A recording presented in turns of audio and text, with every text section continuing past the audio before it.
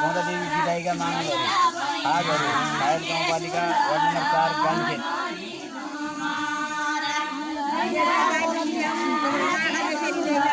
सुदूरपश्चिममा विशेष गरी सुदूरपश्चिम लगायत धर्मावलम्बीहरूका महिलाहरूले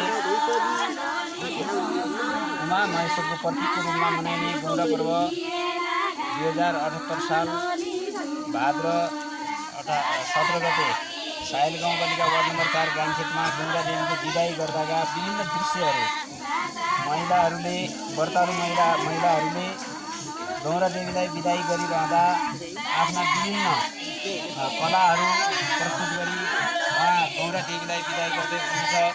यसै बिचमा हाम्रो चाहिँ भाइ तुलाराम उपाध्यायले पनि फोटोहरू लिइराख्नु भएको छ। भर्सक सकिन्छ भने हामी यो फोटोलाई एडिट गरेर कुनै टिभी च्यानल मार्फत प्रसारण गरिदिन अनुरोध पनि गर्नेछौँ।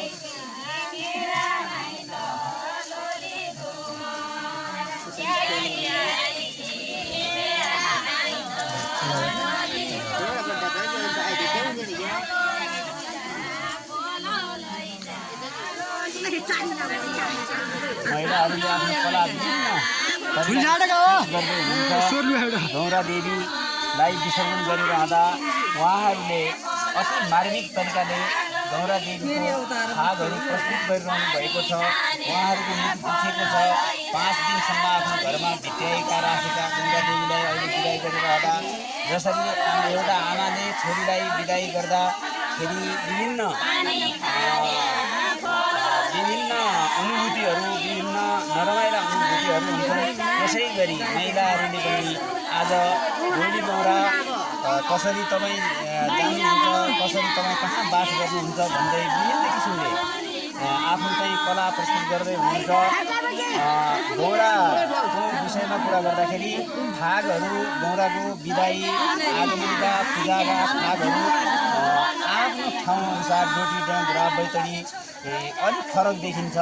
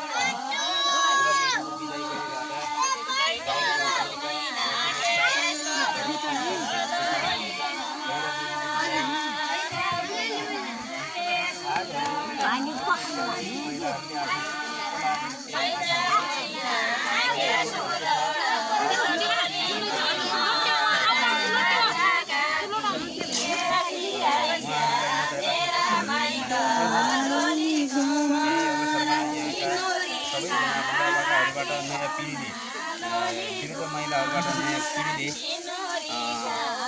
केही कुरा सिक्नुपर्ने छ। सिकिराख्नु भएको छ।